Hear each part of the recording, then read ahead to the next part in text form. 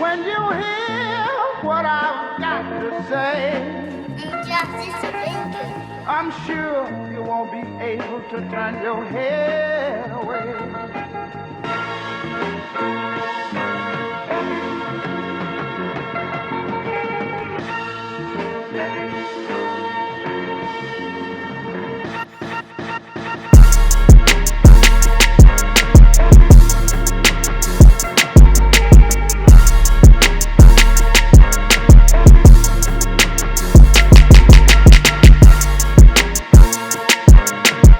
All right, we back with another episode of The Concrete, episode 50, man. It's been a long time. It's been a long journey. I appreciate y'all tuning in.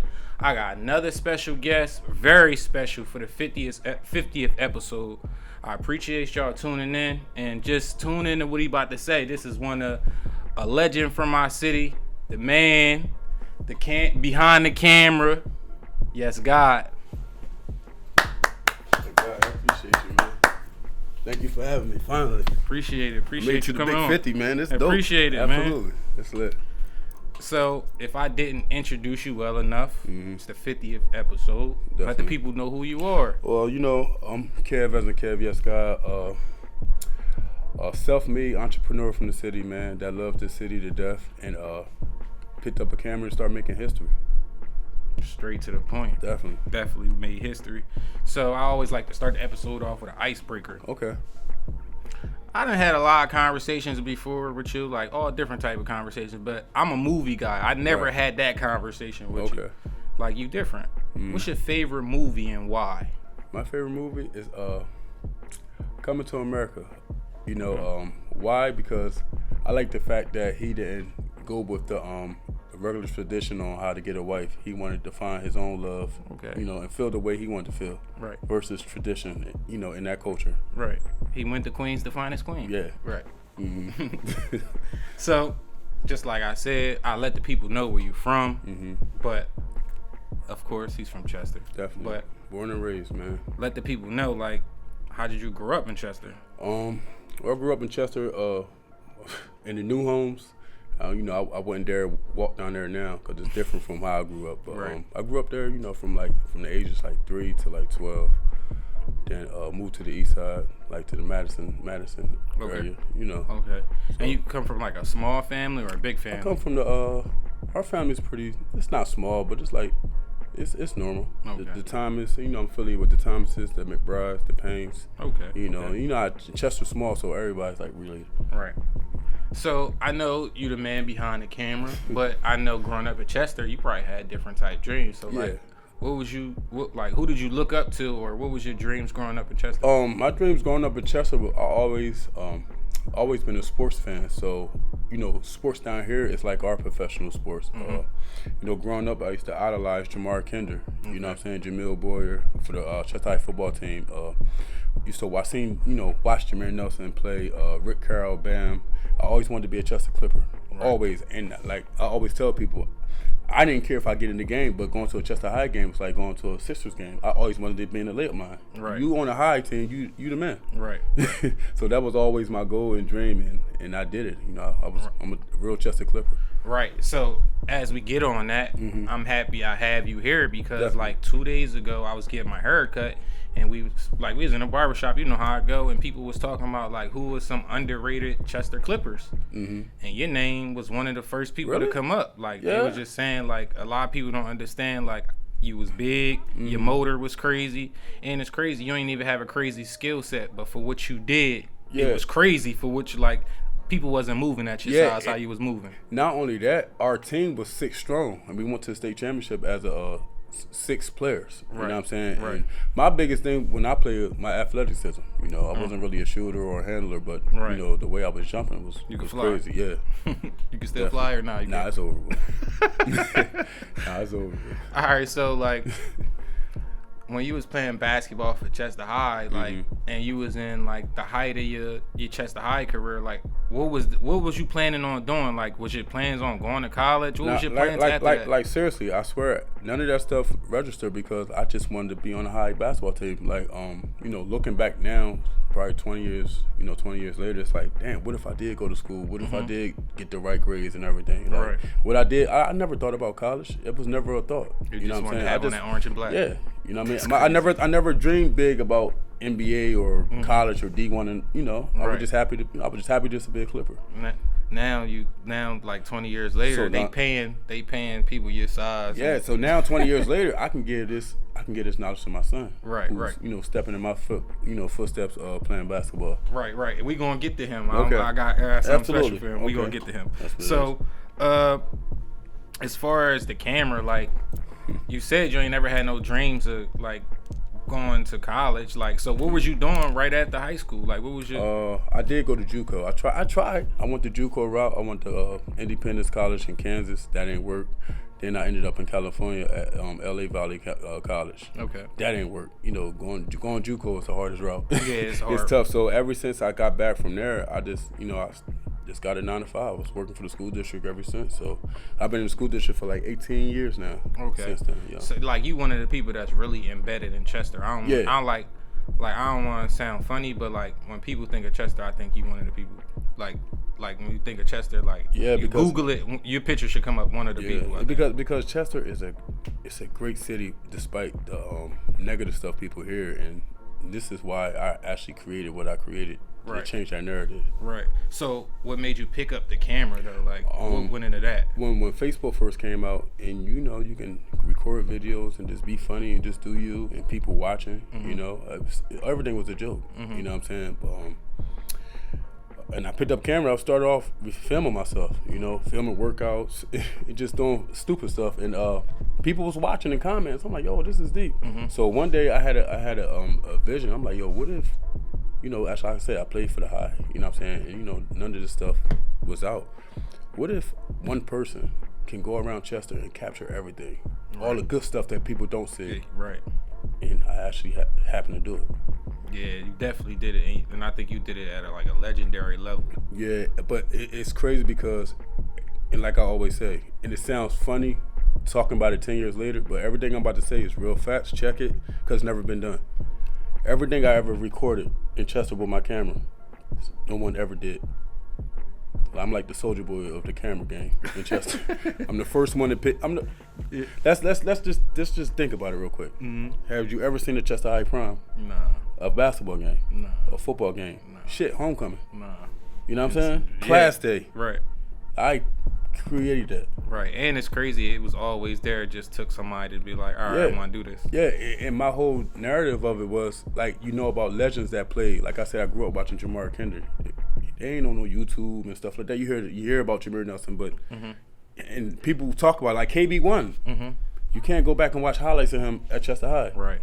Now, when I came out and did what I was doing around the Rondé and them era, they went to the state championship 3 years in a row, and from that time on up, everything was being captured by me. Right.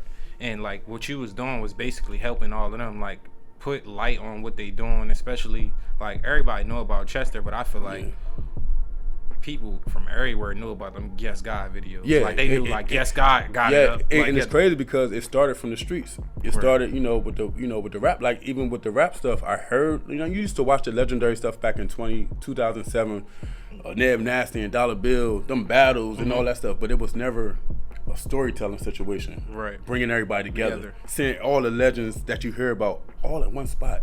Just waiting to rap. Right. Having people come and watch it like it was a damn show. Right. And the crazy that around this time, like when y'all was doing that, like beef was like, heavy at that time. State of Emergency, 2010. Yeah, like, and it was real. just like you was really risking your life. Yeah. Going like, all and the these thing is, I places. didn't know what I had. It was like a magic wizard with a camera, and I didn't know what I was doing. It was just, and everybody was tuning in. It was killing the streets. Right. So like, what this like the Chester music scene mean to you? Like as far as like, I'm gonna ask you that first. What does the Chester music scene mean to you? Like, it means a lot because just like I took the idea from Philly. I used to watch them DVDs and stuff like that. I'm like, we got that down here, but nobody's doing it that way. Right. So when I created the rap story stuff, it's like, wow, we got our own wave. People was going viral before viral. You know what I'm saying? You had Near in the Well with 80,000 hits. C Kane over 150,000. Crush Records, like the views was ridiculous. Right. It's like it came out of nowhere. Right. And that gets me to my next question. Like, I was out there with so many legendary moments. Like, if you could pick 5, what's your top 5 like freestyle moments you captured in that time? I'm gonna go T Kane. Yeah, classic. I'm gonna go T Kane. I'm gonna go Near in the Well when she first came up there. Yeah, her joke was crazy. Ridiculous. I'm gonna go CRMC when they was out there killing Amino Guns and them. They was a show. My 5th. Who was it? Big Oos.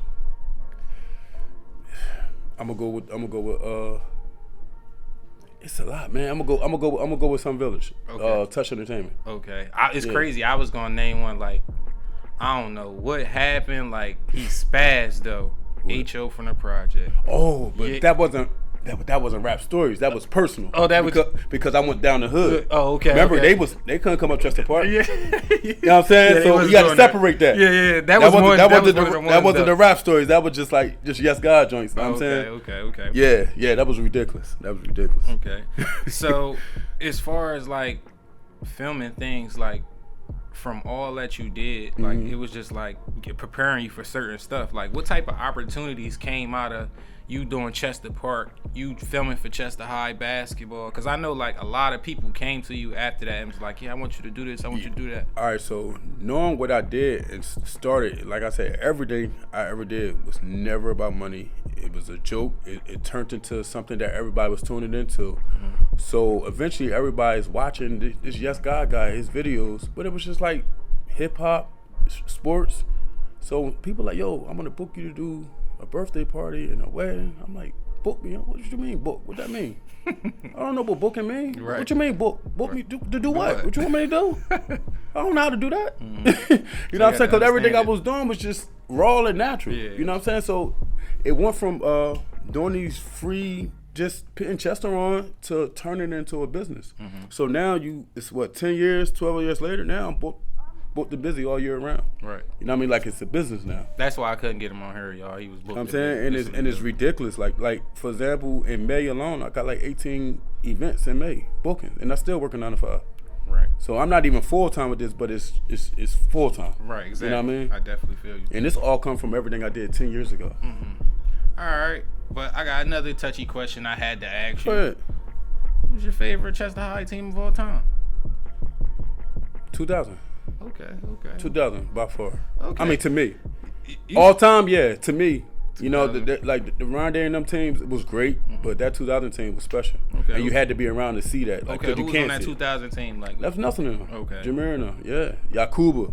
You know what I'm saying? That's when they brought Yakuba Kamara down here, the tall African. Okay. You know what I'm saying? That's when we first time, I don't think we recruited him, but he had moved to Chester, and Earl hooked it up to pick it, and we had him. 7-footer, the first 7-footer to come to the high. That's tough. Yeah. Like, a lot of people I know, they don't never mention that 2000 team. Everybody used to be like 05, 08. Yeah, because that's like the new, that's like their era of sports. But coming up watching that, like, I could go 94, but I like 2000. Okay. Yeah. All right. So, like, a lot what you do in booking and doing people events, it come with a lot of stress. I know it does, like, because it's just a lot of coordination. But, like, tell me about a time you was ready to put the camera down. Like, this ain't what it is. Nah, never, because it's passionate. Like I said before, business it was me having a heart, me doing for the city, me trying to make Chester look good any way possible. Right. So to this day, I still have a heart. I will still do some things for free if it's like that. You know, if you're doing something for the kids and you're doing like a little giveaway, I still have a heart because what I created was never about business, was never about money. So my blessings came after blessing so many others. Right. You know what I mean? That's tough because that's like the first time I got that answer. Like, yeah, I'm very, very, very passionate about what I do with that camera. So that's why I'm saying, like, all the flowers and stuff I'm getting, I never did it for that. I never did it for clout. You know what I'm saying? It's not about me. It's about other people. Right. You know what I mean? And like, as far as like, just like you said, you never did it for clout or anything like that. But it's crazy when you was doing it, like, not to be funny, like, everybody was looking at like it was weird. I was, yeah. Like, Eric, because it was like Why he got a camera? What he doing? Right. Like, I was getting laughed at. Yeah, you know what's going on in the hood. So it's just like, why YesGod got a camera? Why he coming around here? Until we seen what you was what you was capturing on those cameras. Yeah. Like, it's a lot of people that like that stuff is historical. Yeah, man. like it's crazy. Like I'll be watching. Sometimes I go back and watch the stuff like I did up to Bennett. Like I said, some hoods I had to go to. Mm-hmm. And one of them videos, it's like 4 or 5 people that was in that video did. It's crazy. It's crazy. And I remember like yesterday, all up there just having a good time, just being on camera, chilling, watching y'all friends rap. But it was a real war going on out here. Yeah, like. And I was in the midst of it, going to these neighborhoods. That's why I had to go to some neighborhoods. Mm-hmm. Everybody couldn't come to Chester Park. Right. And a lot of people don't understand that. As little as Chester is, like some people can't even leave their hood to do nothing. Yeah. And some people don't even want to do it. And even when you had people up there that was beefing, they put their differences to the side just to make what I was doing possible. Yeah. And that's thorough. Like a lot of people don't understand that. So just like we said, man, you started off on the court. Mm-hmm. You ain't even had aspirations of hooping. So like, how do you get a son that's like one of the best players in the country? Like, where did that come from? Like, how did he gain his love from hooping? Because just like you said, like he wasn't seeing you. He ain't see highlights of you. Nah. You feel me? Well, me and his mom had got him in Brookhaven. Actually, he was a Chester Panther first. He tried football, you know, and they had him on the line. He ain't like it, so he quit. So we had him in, you know, we lived in Brookhaven. Started him off at 5, you know, he start young. He never played Chester Bitty. Mm-hmm. He's, you know, they call Brookhaven the Cupcake League, right? Whatever. But he was always tall for his age. Mm-hmm. So every year he just got taller and just got more skill. But when I was going to them games, I wasn't going just as, I'm just happy to see my son out there. I was, you know, yes, God, I'm recording everything. But when I'm recording, I'm like, yo, I see something in this kid from an early age that it's going to potentially grow to be something crazy. Because if you go back and watch him, Baby YesGod videos on YouTube, you will see how he carried himself on the court versus them other kids. At them age, he was serious, no smile on his face. He was for real. The way he was chewing his gum, the way he was laying up. I said, yo, this little sucker for real. So if you think like his passion and loving the game, like he probably seen YesGod videos. He seen those Chester High videos and stuff like that. Yeah, he used to take him. You know, I used to take him to go see him Rondé and them play. Matter of fact, he had a picture with Rondé after they won the district championship game. He was only like 8, and Rondé was picking him up. You know what I'm saying? It's a legendary picture, and now he's just as tall as him. Right. That's crazy. So, like, right now, how does that feel? Like, it's like seeing it young to actually seeing it blossom in your face. Like, wow, you was right the whole time, but this is your own child. Like, is this really about to happen? Right. And seeing everything that's going on, it's like, yo, this is for real. And just like you said, you didn't even really want it. Like, you just was doing it because you wanted to wear the orange and black. But for him, like, I know it feels like great to see that. Like, he loved it. Like, he loves it. Like, everything that he's doing now with the dunking and everything he was doing on a court when he was like 6 years old. That, you know how we get the court hanging on the Fisher Price joint. Doing all these dunks, taking between the legs, windmilling. Like, yo, you keep this up, you're gonna actually grow up to really start doing this. That's tough. And now he's doing this for real. That's tough. In the end game, windmilling, the East Bay joint. You know, SportsCenter just posted his joint on SportsCenter Nets last week. You know, taking it to the ladies to go to the state championship game. Like, that's tough. So, all right, we said you ain't had a craziest skill set. Nah, so I'm gonna just go off me. I think what he got from your game is the motor. What do you think he got from your game? What he got from me is this motor, the way he can get up and down the court, and the athleticism. But he got skill athleticism. I couldn't take it to the ladies. It's a new day with these kids, man. Because, you know, he played 2K and he watched, you know, 2K is realistic. Right. You know what I'm saying? So he the way he can get up and down the court, he got that speed motor. You know what I'm saying? And he got the, like I said, the athleticism, but he got more coordination. Right. So, just like I said, like, you got a lot of stuff going on. Like, where do you find time to, I guess, like, reset or just, like, because you're a busy guy. Like, where do you find, like, what's your hobbies outside of? I love hookah.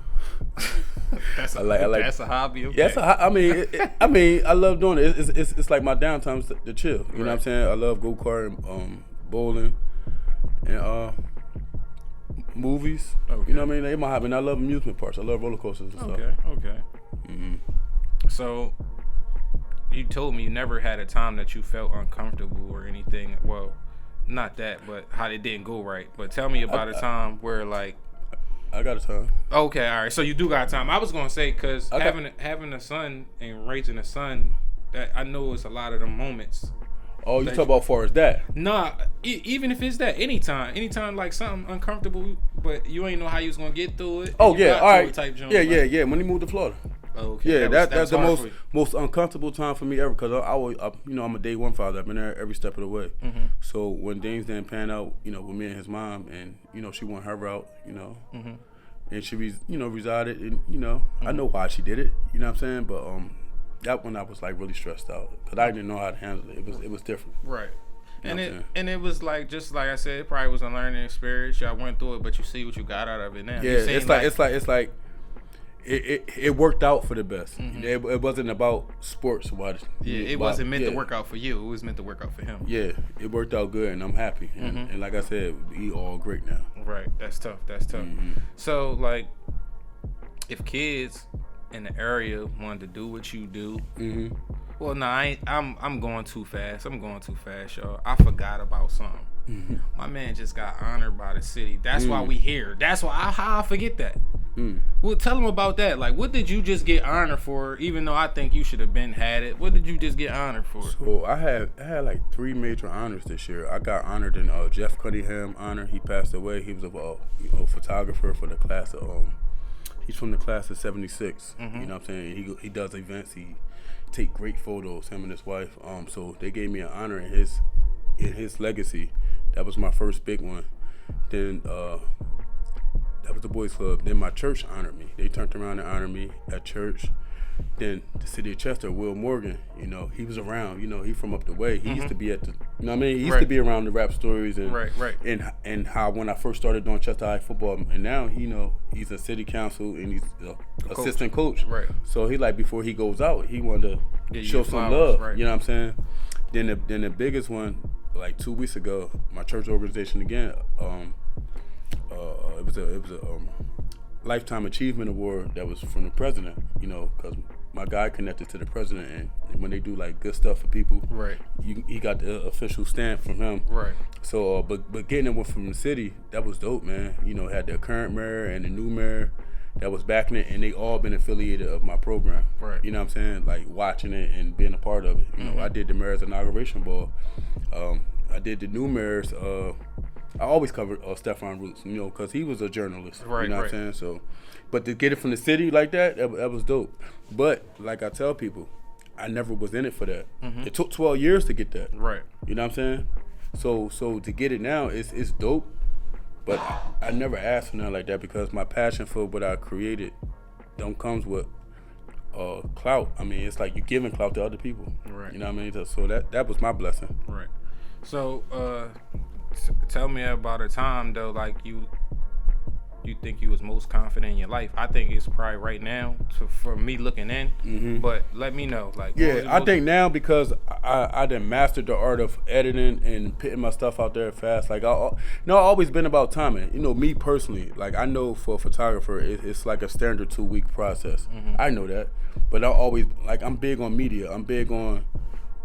I always dreamed when I did this stuff. I always said to myself, I want people to see their stuff within 24 hours. I want them to feel the event, especially events. Like when I used to do rap stories, I used to put like 10 raw videos a night, easy. And that's no edit. It's just straight.